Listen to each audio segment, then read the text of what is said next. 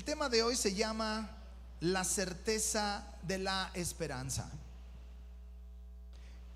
Este es un tema que quiero que tratemos hoy, que es una reunión especial, es un domingo especial donde vamos a honrar y vamos a conmemorar a la iglesia que ya triunfó, a la iglesia que ya venció, que es la iglesia que ya partió, que son nuestros seres queridos, quienes ya partieron. Tenemos un mural aquí a mi derecha de todas las personas que ya partieron con el Señor. Y quiero que entendamos esto. ¿Sabes? Pablo le habla a la iglesia de Tesalónica, y yo por años estaba leyendo estos mensajes que Pablo le hablaba a la iglesia de Tesalónica con respecto a la muerte, y podíamos entenderlo, pero esta mañana, esta tarde, Dios me mostró algo más profundo, algo que necesitamos entender. Y yo me metí al corazón de Pablo, me metí a la mente de Pablo y me puse a imaginar por qué Pablo les escribió esto a la iglesia de Tesalónica, para explicarles lo que es la muerte. Y vamos a ver primera de Tesalonicenses capítulo 4, versos del 13 al 18. Las Biblias de la Reina Valera 60 y muchas versiones, ya sea digital o impresa, tiene un subtítulo que dice la venida del Señor. Primera de Tesalonicenses 4:13 dice: tampoco queremos, hermanos, que ignoréis acerca de los que duermen. Miren cómo Pablo usa ese eufemismo diciendo los que duermen. Está hablando de una manera muy educada. Está diciendo, no quiero que ignores acerca de los que duermen. No quiero que ignores qué es lo que sucede con las personas que mueren. Y Pablo les explica. Dice, para que no os entristezcáis, y hace una comparación. Dice, con los otros, ¿qué dice? Que no tienen esperanza. Entonces, hay gente que tiene esperanza y hay gente que no tiene esperanza. La gente que tiene esperanza no está triste como la gente que no tiene esperanza. En ambos hay tristeza, porque lo vamos a explicar un momento más. Pero Pablo está diciendo que la tristeza que debe de haber en los hijos de Dios no debe de ser la misma tristeza que tiene la gente que no tiene a Cristo en su corazón. Sigamos. 14. Porque si creemos que Jesús murió y resucitó, así también traerá a Dios con Jesús a los que durmieron en él. Por lo cual os decimos esto en palabra del Señor, que nosotros que vivimos, que habremos quedado hasta la venida del Señor, miren lo que dice, no precederemos, o sea, no nos adelantaremos a los que durmieron. Entonces, ¿quiénes van a resucitar primero? ¿Quién? Los que primero durmieron. Y los que habremos quedado seremos los que resucitaremos después. Mire el orden de Dios. Dios es un Dios de orden precioso. Dice el verso 16: porque el Señor mismo con voz de mando, con voz de arcángel y con trompeta de Dios descenderá del cielo, y los muertos en Cristo resucitarán primero. Luego nosotros, los que vivimos, los que hayamos quedado, seremos arrebatados juntamente con ellos y en las nubes para a ser recibidos por el Señor en el aire, y así estaremos siempre con el Señor. Mire esta palabra: y así estaremos siempre con el Señor. Por tanto, alentaos los unos a los otros con estas palabras. Puse algo en la presentación que le mandé al equipo de producción, no sé si está por allí. Los creyentes deben tener, ahí está, los creyentes deben de tener esperanza, incluso ante la muerte, por las certezas de la palabra, o que la palabra de Dios nos da. Nosotros los que vivimos, nosotros los creyentes, debemos tener esperanza, incluso cuando enfrentemos la muerte de un ser querido. La muerte es una experiencia universal, y todos los que nacemos, tarde que temprano, vamos a experimentar la muerte. Escúcheme lo que voy a decir. La Biblia dice algo con respecto a la muerte y lo llama enemigo. Hay un enemigo que nos hace sufrir, y vamos a hablar como por ejemplo la enfermedad. La enfermedad es un enemigo del creyente que tenemos que enfrentar, pero mientras lo enfrentamos sufrimos. Mientras lo enfrentamos tenemos dolor. Mientras lo enfrentamos estamos pasando por una situación crítica en la enfermedad. Es un enemigo. Pero también tenemos otro enemigo como la pobreza. La pobreza es un enemigo que también lastima. La pobreza es un enemigo que también hace que las personas vivan sin esperanza. Hay dolor en la vida de las personas porque están enfrentando a un problema que se llama pobreza. Y te puedo hablar de muchos enemigos. Lo que quiero decirte es que la Biblia dice que la muerte es un enemigo, como todos los demás enemigos que tenemos y que tenemos que vencer. Ahora, pero Primera de los Corintios 15:26, voy a aplicar sin estar sentado porque estoy emocionado. Miren lo que dice Primera de los Corintios 15:26 en la Nueva Versión Internacional. Dice: el último enemigo que será destruido es la muerte. Ahí está. Y el postrer enemigo, quiere decir, el último enemigo que será destruido es la muerte. Usted puede vencer aquí la enfermedad, usted puede vencer aquí la pobreza, pero el último enemigo al cual usted y yo vamos a enfrentarnos será el día de la muerte. Todas las fotografías que están a mi derecha, ¿usted se cree vencedor? ¿Usted se cree picudo? ¿Usted se cree que el uyuyuy, el supercristiano, no ha pasado por la batalla que pasaron ellos? No hemos pasado. Y la última batalla de todos los que estamos aquí, los únicos que la han vencido son nuestros seres queridos. Le damos un aplauso al Señor. Honramos a nuestros seres queridos. Nosotros, los que estamos aquí, necesitamos estar preparados para vencer al último enemigo, que es la muerte. Y la Biblia dice, no lo vamos a buscar, pero el Señor Jesús, cuando Él murió y fue sepultado allí en esa cueva y resucitó al tercer día, mi hermano, Jesús no hizo como muchos de nosotros, que terminó el sábado después de tanto trabajo y uno dice: es sábado, me voy a acostar, voy a ver el fútbol, mañana domingo me voy a levantar hasta las 12, no voy a hacer nada porque el lunes voy a empezar otra vez de nuevo. Jesús no se quedó dormido los 3 días. La Biblia dice que en medio de esos 3 días, mientras Jesús estaba en la muerte, fue hasta el mismo infierno. ¿Y sabes a qué fue? Fue a quitarle las llaves de la muerte a quien las tenía. Esto es Satanás, dice la Biblia. Satanás, el enemigo, quiso destruir a Jesús y llevarlo a una cruz para que nosotros, los cristianos, no disfrutáramos de una vida eterna, sino que viviéramos en una muerte eterna. Pero el Señor Jesús no se quedó descansando esos 3 días a ver el fútbol y esperar al tercer día para resucitar triunfante. Esos 3 días el Señor fue y empezó a derrotar al enemigo. Le quitó las llaves de la muerte y le dijo: no vas a tener muerte eterna para mis hijos. Yo te arrebato la muerte porque yo les voy a dar vida eterna a mis hijos. Wow. Es cierto, este enemigo separa a las personas.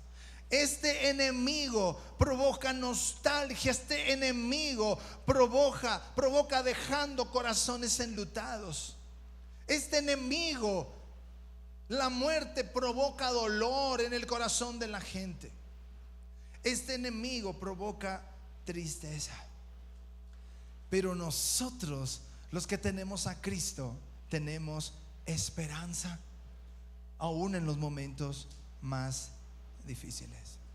Y nuestra esperanza no está fundamentada en una idea, no está fundamentada en el comentario de alguien, está fundamentada en Hebreos 11, verso 1. Es pues la fe, la certeza de lo que se espera. ¿Qué esperas? ¿Cuál es tu certeza? Por eso Pablo le hablaba a los de Tesalónica y les decía: ¿por qué no tienen certeza? ¿Por qué no tienen esperanza? ¿Por qué están tristes como lo está la gente del mundo que no tiene a Cristo? ¿Por qué tienes un corazón enlutado?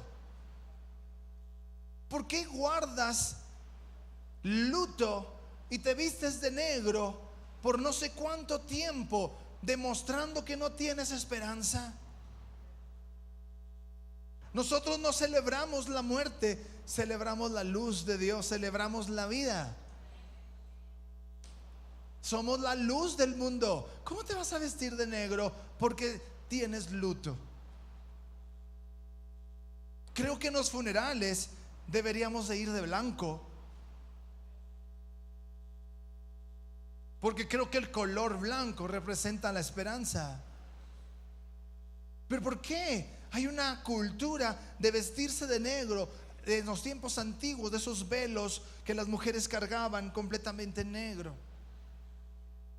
porque representaba el luto, y esa persona tenía que demostrarlo. Yo no conozco esa cultura, yo ya soy de Parchís para acá, pero tenían un tiempo. ¿Alguien sabe cuánto se tiene que guardar luto por una persona?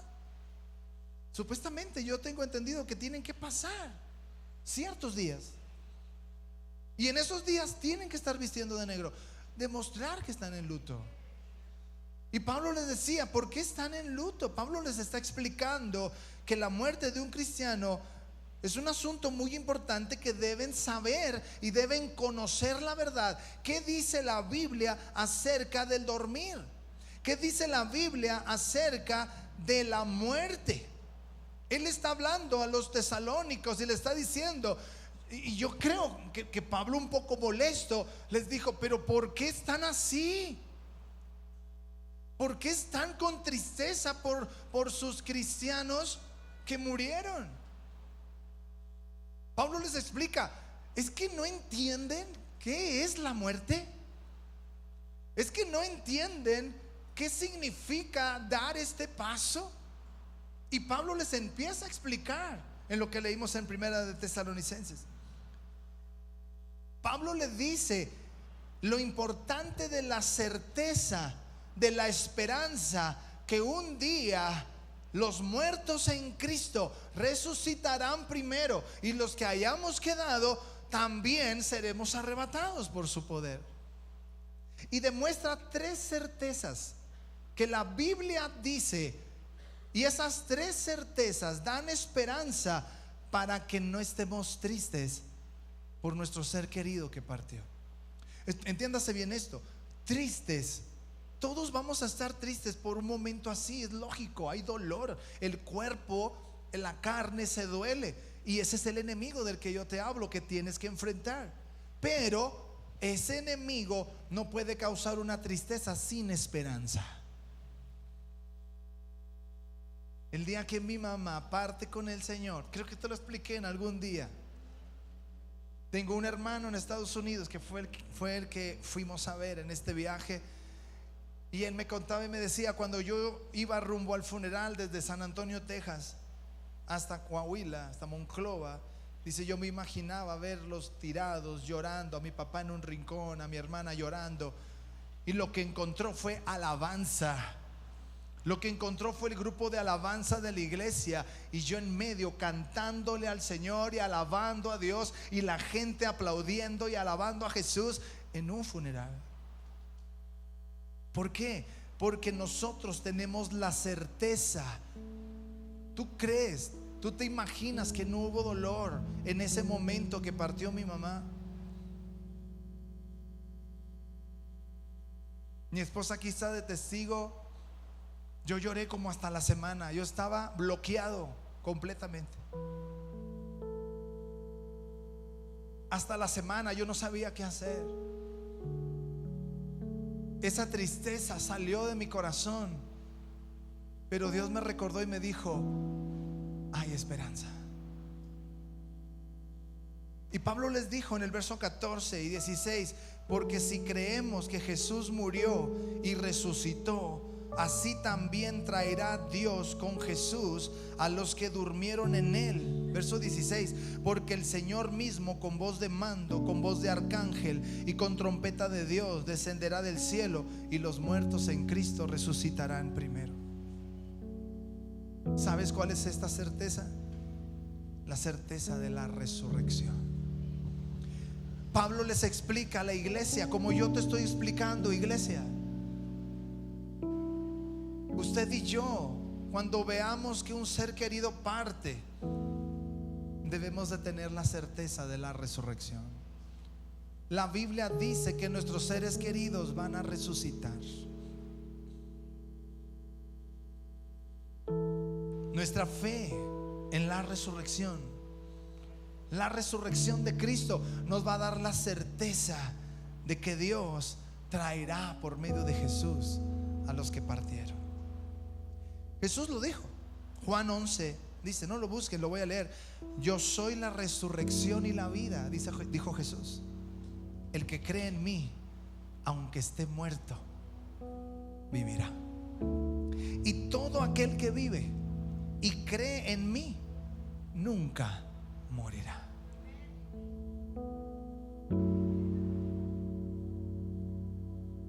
La muerte nos va a alcanzar a todos, pero tenemos la certeza de que la resurrección también nos va a alcanzar. Por eso no debe haber tristeza como la que tiene el mundo, que dice Pablo, como si no tuvieran esperanza, como si nunca más volvieran a ver a sus seres queridos. Viven como si nunca más esa separación que provocó dolor, ese enemigo que lastimó la vida de las personas por la muerte de un ser querido, les quitó la esperanza y creen que ya nunca más van a volver a ver a sus seres queridos. Pero la Biblia dice de la muerte, y Pablo le explica a una iglesia: no estén tristes, sin esperanza, porque yo les doy la certeza en la palabra de Dios que Jesús vino para resucitarlos. Número 2, no solo trajo la certeza de la resurrección, sino la certeza de la reunión. Mire esto me encanta. El verso 17 dice: luego nosotros, los que vivimos, los que hayamos quedado, seremos arrebatados juntamente con ellos en las nubes para recibir al Señor en el aire, y así estaremos siempre con el Señor. ¿Quiénes? Los que partieron y los que nos hemos quedado estaremos juntos y viviremos por siempre con el Señor. Aquí Pablo le está diciendo a la iglesia: tengan la certeza que el Señor los va a volver a reunir. Mi hermano,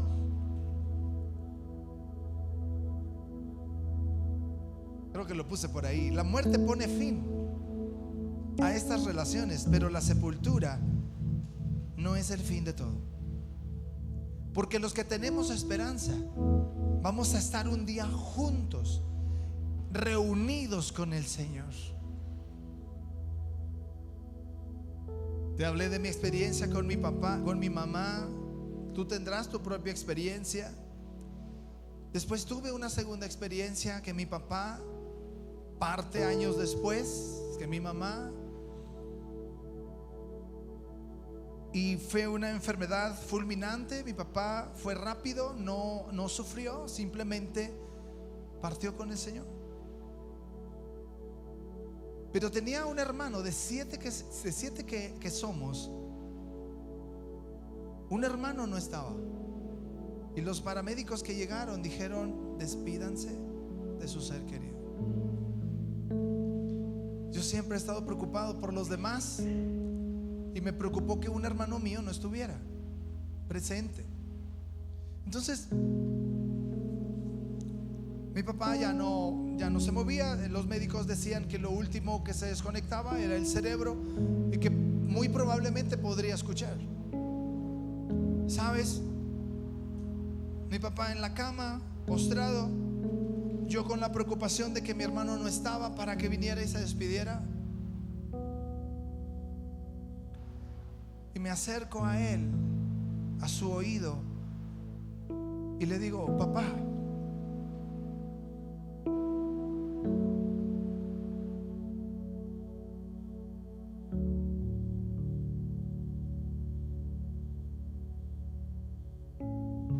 dale un beso a mi mamá.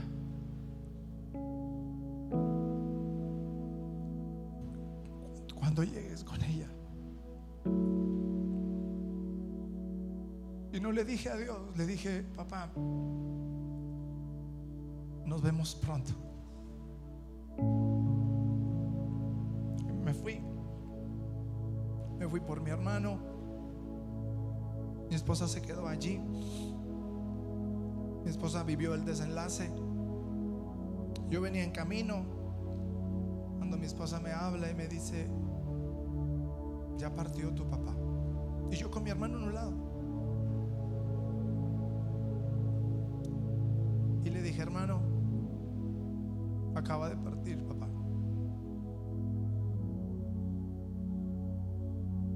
Pero nosotros tenemos la certeza de que nos vamos a volver a reunir. Y los cristianos que no tienen esperanza dicen adiós. Y muchos ni siquiera se imaginan la esperanza que hay en que un día nos vamos a reunir. Es la certeza. Si tú trajiste una imagen de tu ser querido y que está aquí, y los que no escucharon la dinámica y todo eso, y tienes un ser querido que partió, yo te digo algo: tenemos la certeza de la resurrección y tenemos la certeza de la reunión. Nos vamos a volver a reunir con ellos y vamos a vivir para siempre con el Señor. Por eso yo le dije a mi papá esa noche: por la certeza que tengo, dale un beso a mi mamá. Literal se lo dije en su oído: dale un beso a mi mamá cuando llegues, y te voy a ver pronto. Y yo sé que lo voy a ver otra vez, a mi mamá y a mi papá, porque tengo la certeza de que nos vamos a volver a reunir. Quiero terminar aquí. Pablo les dijo: hay una tercera certeza, la certeza de la resurrección, la certeza de la reunión y la certeza del regreso. El verso 16 dice: porque el Señor mismo, con voz de mando, con voz de arcángel, con trompeta de Dios, descenderá del cielo, y los muertos en Cristo resucitarán primero. Él vendrá de nuevo, iglesia. Jesús viene de nuevo. Jesús viene por segunda vez. Jesús prometió regresar.